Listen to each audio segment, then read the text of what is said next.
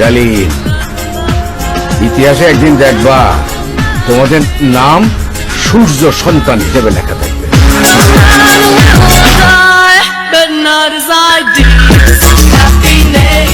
Major ডালিম শরীফুল হক ডালিম, যার পুরো নাম। জন্ম 1946 সালের 2রা ফেব্রুয়ারি। যিনি মেজর ডালিম নামে অধিক পরিচিত, হলেন বাংলাদেশ সেনাবাহিনীর একজন প্রাক্তন সামরিক কর্মকর্তা। 1975 সালের 15ই আগস্ট বাংলাদেশের তৎকালীন রাষ্ট্রপতি শেখ মুজিবুর রহমানকে সপরিবারে হত্যার সাথে তিনি জড়িত ছিলেন। শেখ মুজিব নিহত হওয়ার পর মেজর ডালিম সেটি বাংলাদেশ বেতারে ঘোষণা দেন। পরবর্তীতে গণপ্রজাতন্ত্রী সরকার তাকে বিভিন্ন বাংলাদেশি দূতাবাসে বিভিন্ন পদে নিয়োগ দেয়। তো চলুন তার সেই ভাষণটি শুনে নেওয়া যাক। মেজর ডালিম বলছি, অদ্য সকাল হতে খন্দকার মুশতাক আহমদের বলিষ্ঠ নেতৃত্বে সামরিক বাহিনী ক্ষমতা দখল করিয়াছে। শেখ মুজিব ও তার খুনি দুর্নীতিবাজ সরকারকে উৎখাত করা হইয়াছে। এখন হতে ব্যক্তিগত জীবন। ডালিম নিম্মি চৌধুরীকে বিয়ে করেন এবং তাদের একটি কন্যা সন্তান রয়েছে। তার ছোট ভাই হলেন কামরুল হক স্বপন। কর্মজীবন। শরীফুল হক ডালিম প্রথমে 1946 সালের বিমান বাহিনীতে যোগদান করেন। 1965 সালের পাক ভারত যুদ্ধে পর তিনি বিমান বাহিনী থেকে সেনাবাহিনীতে যোগদান করেন। পাকিস্তান সেনাবাহিনীতে 1971 সালের এপ্রিল মাস পর্যন্ত কর্মরত ছিলেন।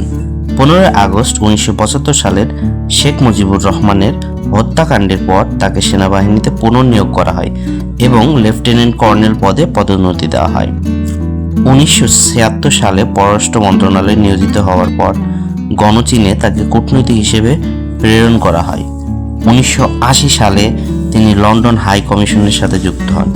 1982 সালে কমিশনার হিসেবে হংকংয়ের দায়িত্বভার গ্রহণ করেন। 1988 সালে রাষ্ট্রদূত হিসেবে কেনিয়ার দায়িত্ব পালন করে। একই সাথে তাকে তানজানিয়ার দায়িত্বও দেওয়া হয়। ইউনেপ এবং হেবিটাট এ বাংলাদেশে স্থায়ী প্রতিনিধি হিসাবেও তিনি দায়িত্ব পালন করেন।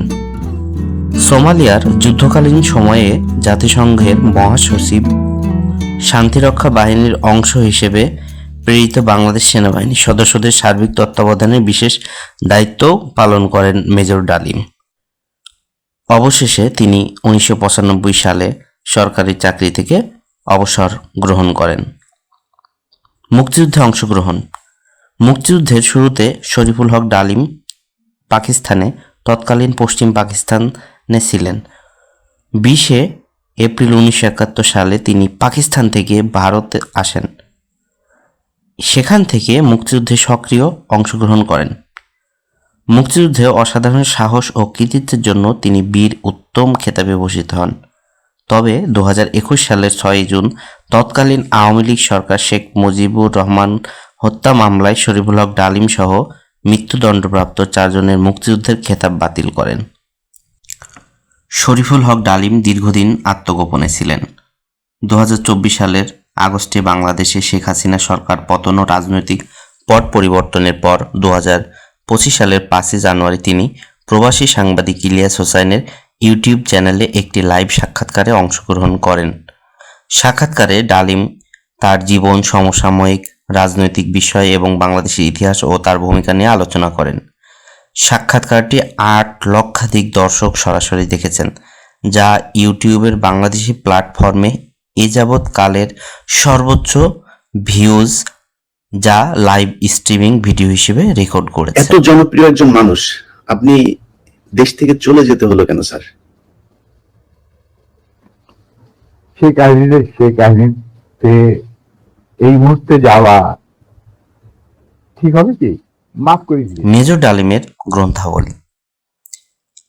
মেজর ডালিমের প্রথম গ্রন্থ হচ্ছে আমি যা দেখেছি, যা বুঝেছি, যা করেছি।